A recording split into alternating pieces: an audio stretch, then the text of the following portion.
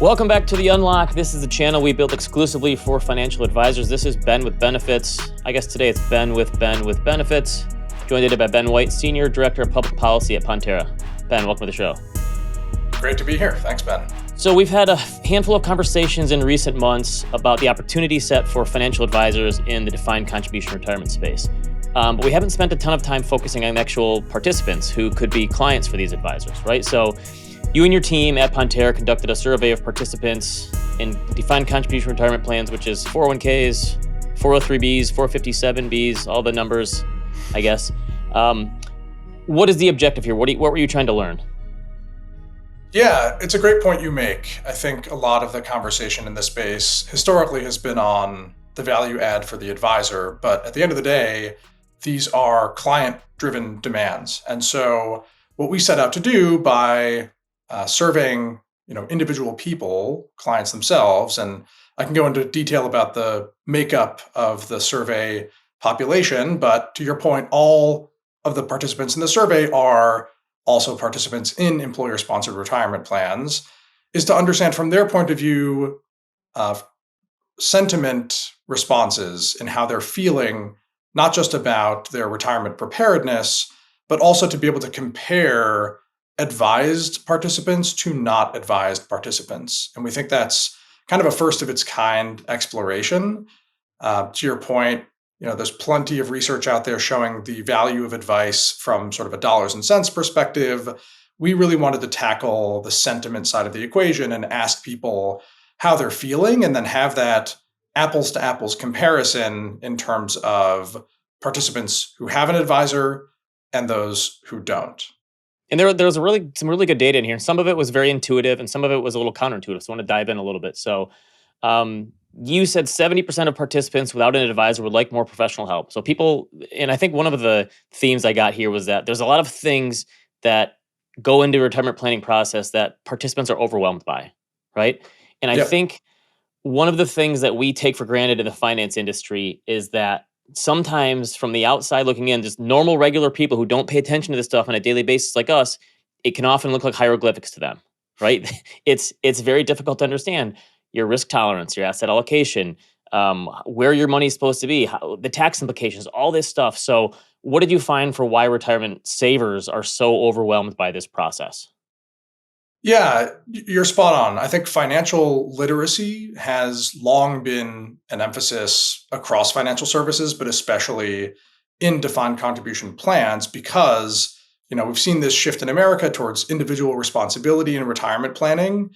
And that's tricky for people to take on so much of that obligation, not just to think about when do I want to retire, but to do that math. On paper, in their heads, with their families, with their loved ones, right? When is that? It's a very personal decision in terms of when you're ready to stop working, but it's a lot of math to figure out in terms of how you can actually make those savings and investments and wealth last for the rest of your life. And so it's not just the context of the decisions within the plan, it's the broader context of life planning. And that's where financial advisors play such an important role. But when you do drill down into the plan itself, you're right. There were some really interesting sort of counterintuitive findings there. And maybe I'll jump into one of my favorites, which I think of as a Dunning-Kruger effect in defined contribution participation, which is that among the survey population that we asked these questions of, we really wanted to get their sense of their own financial literacy and then measure that against their ability to actually answer questions accurately. And so the Dunning-Kruger effect is this concept that people overestimate their abilities in a particular space. So what we found was that you see that everywhere in life these days too, right? Absolutely everywhere. It's everywhere you look. Yeah. And it's this. I think it's this idea that everyone else is an idiot, but I know what I'm doing. I can handle this, right? Yeah, and you want to feel that confidence because it's such an important decision. But what we found in this survey is that while 60% of people rate their own financial literacy within these plans as good or very good in sort of a 5-tier response schedule, in fact, only about a third of them could answer all the questions around when can they take initial distributions, what are the annual contribution limits, and what are catch-up contributions? And there were a series of questions that we asked along those lines that are pretty fundamental to decision making within these plans. And even among people who rated themselves as high financial literacy, they struggled to answer those questions. Yeah, so there was a big gap between their confidence in their abilities or their knowledge and their actual knowledge. And I thought that was interesting. You look at like what are the biggest pain points where people say they don't know what a specific thing is, and it was to us seemingly simple things that you should be able to know or look up. What are my contribution? Like what are the catch up contributions for those 50 and older? And does this plan provide access to target date funds? Or how do I balance my asset allocation? These are things that financial advisors know and do all the time. And there was a wide range of people who just said they really didn't know or they really have no idea how these things work or what the actual values are. Yeah, and look, I'm not trying to paint a picture here that every single participant in these plans needs an advisor, right? An Right. advisor we think of as almost like a luxury good in these spaces, right? The way that Pontera works is that it's for people who already have a relationship with a financial advisor who just want to bring those assets under that advisor's management and control. Across the board, I actually think the defined contribution space is doing a terrific job making sure that people are educated. And there's this really interesting dance and interplay that happens between the plan providers and regulators where this emphasis on education just continues to evolve over time. Because to your point, these plans are already complicated. They're only going to get more complicated.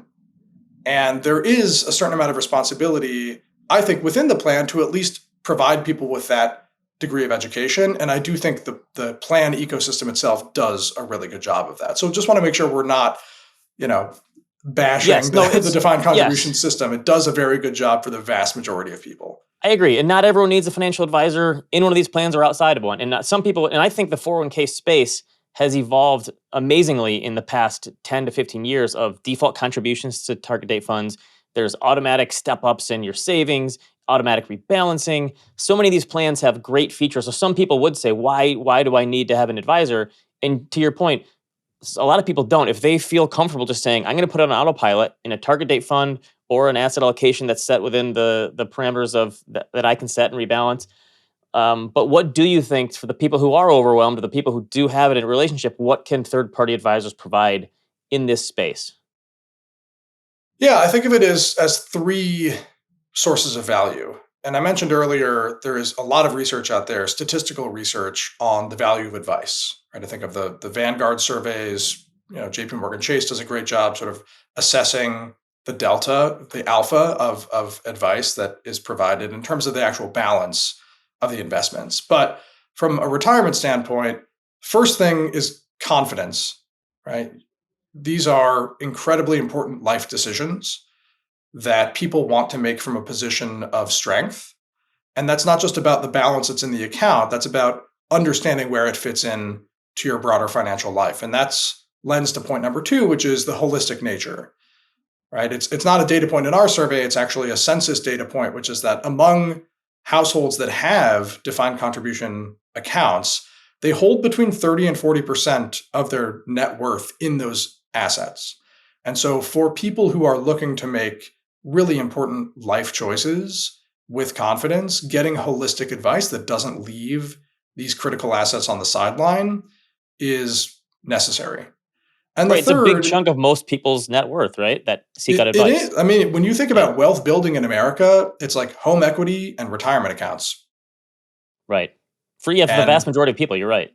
yeah, and so these are just critical assets that, frankly, not just from a confidence and um, alpha standpoint, but ultimately from that holistic point of view, they're too important to leave on the sideline.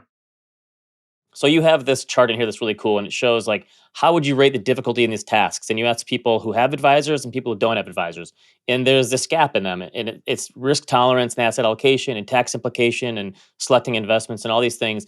And I think that really gets down to your point of confidence. Obviously, the educational piece is a big one, but I've always said that I think the biggest job that an advisor can provide to clients is just answering the question, "Am I going to be okay?" And it's more of a peace of mind thing, I think. Obviously, the details matter. and understanding, but that's like table stakes for advisors, right? Of course, they have to have expertise in these areas and help their clients. But I think the gap that you show here really gets down to the putting people at ease and understanding that my advisor has my back and they'll be able to handle this stuff, even if maybe I still don't understand it as much as I should or want to.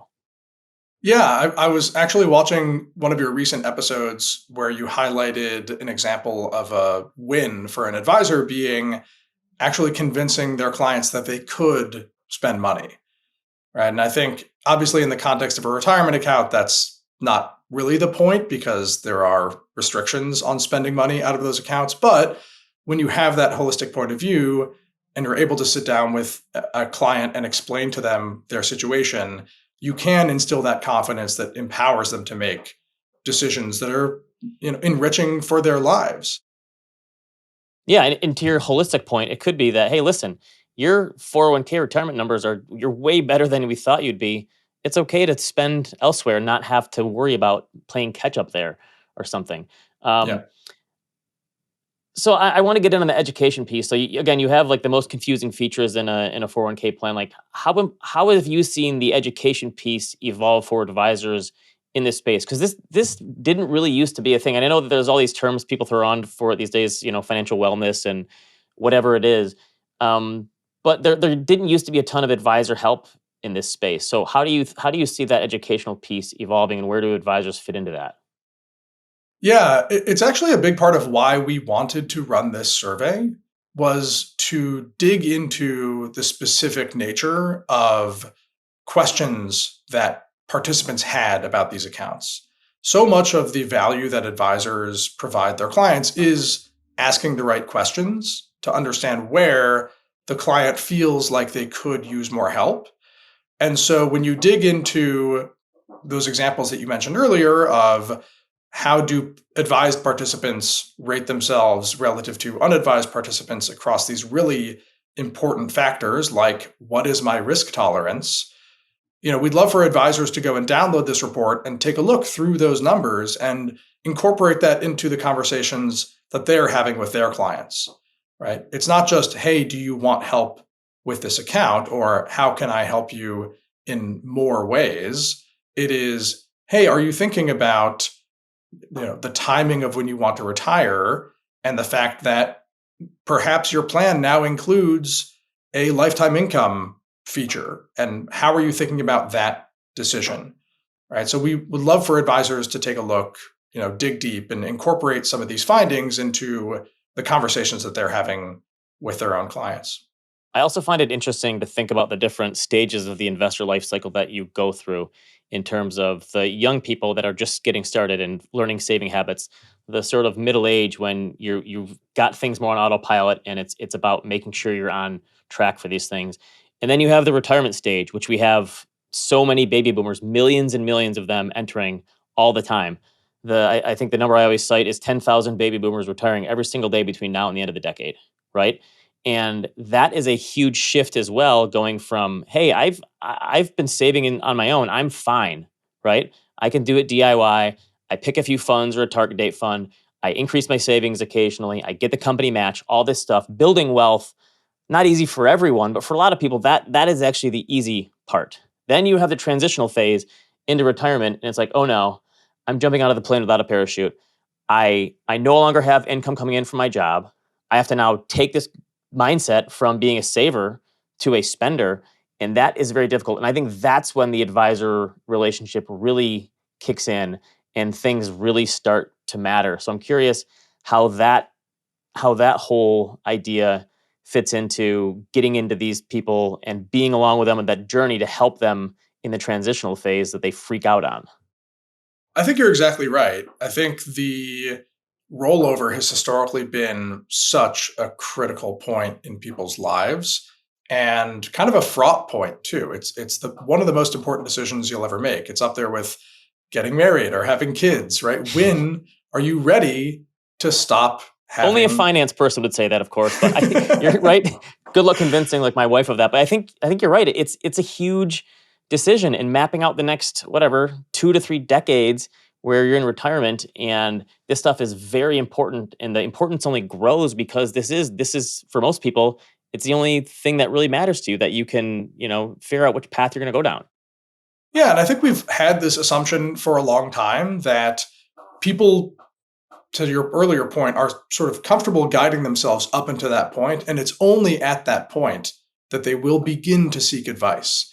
And I think that's frankly an assumption that we need to break down and say there's no reason that people should wait until they're making one of the most important financial decisions of their lives to sit down with a professional. Of course, if that's the way that they want to go about it, absolutely they can do that.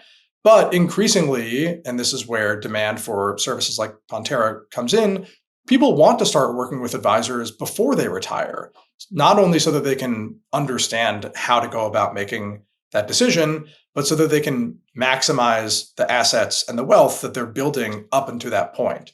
So I think we're starting to see, you often hear this term convergence of wealth and retirement, where it's really driven by consumer demand. People want to start getting advice before they reach that critical decision.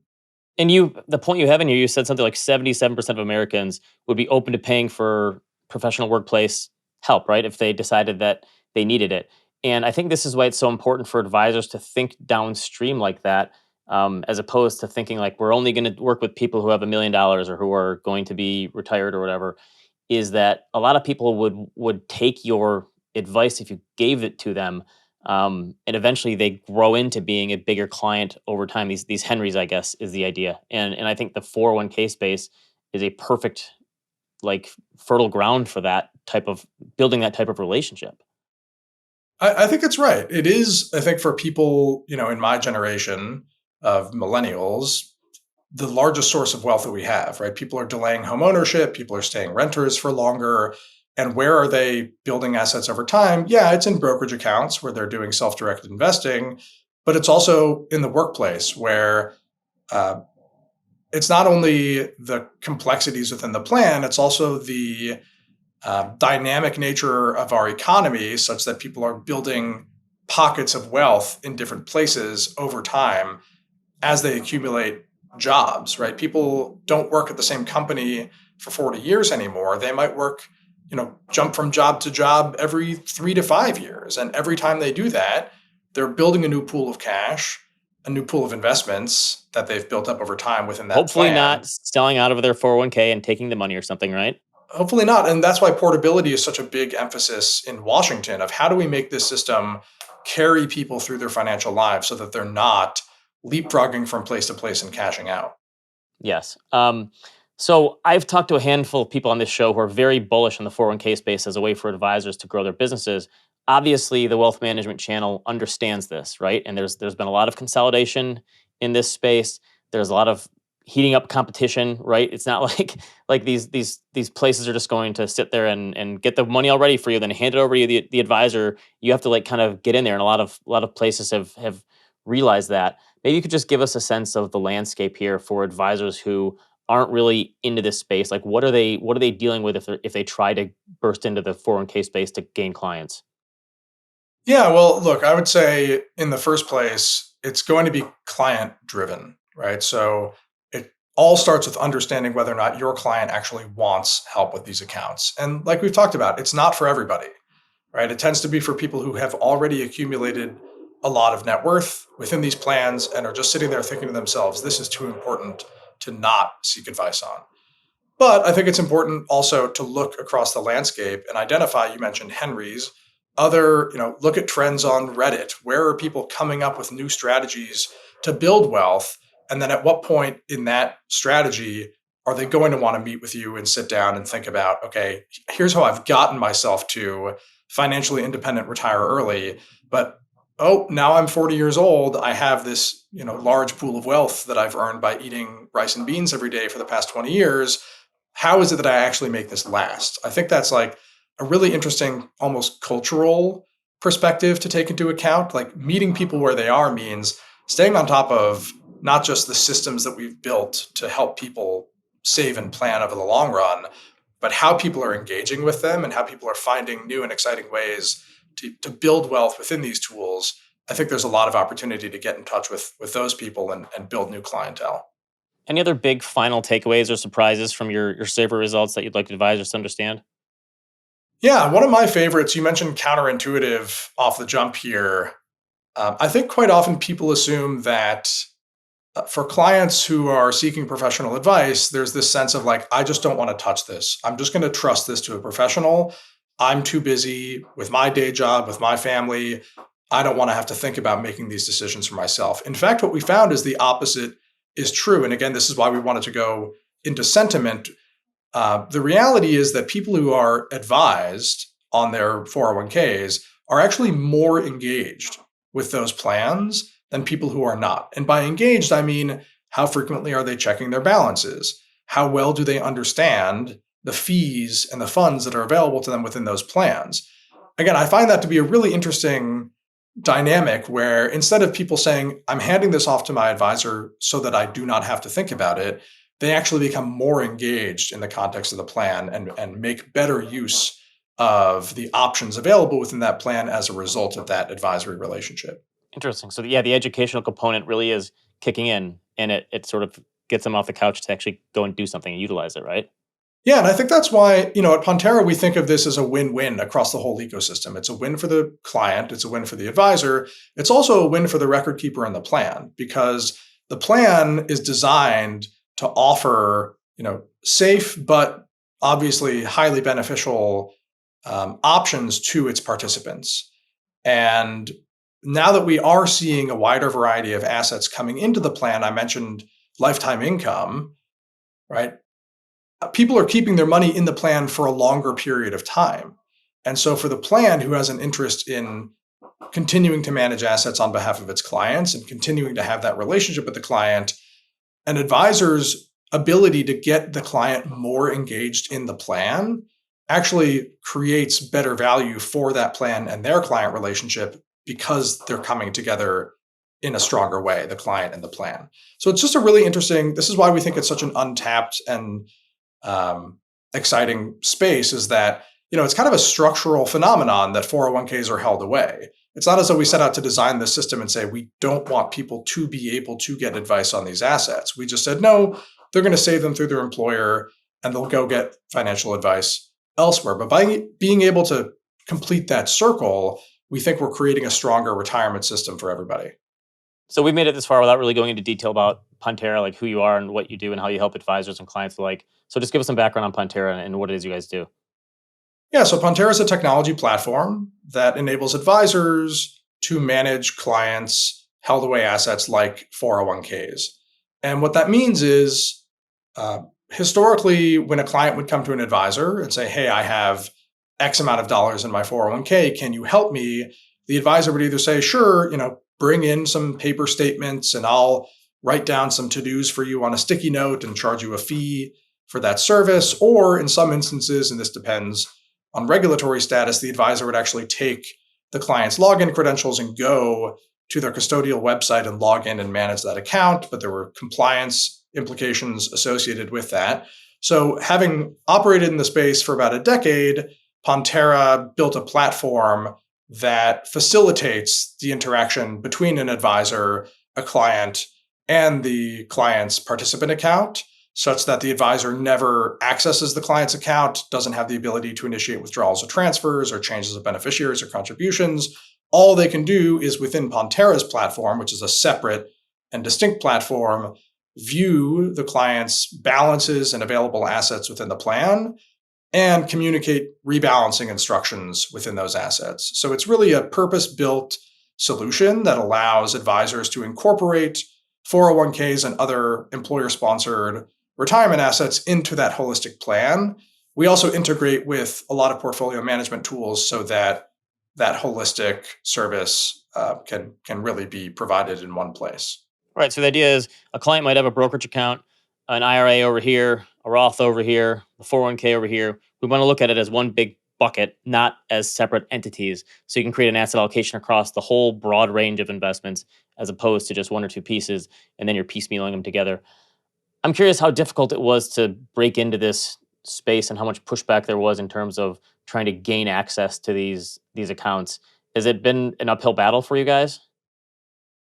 Um, Not really. So the way that the platform is designed is it is a client permissioned solution. So it works technically the same way that Plaid or a Bile accounts or an eMoney works. It's the client authorizing this service with regards to their account.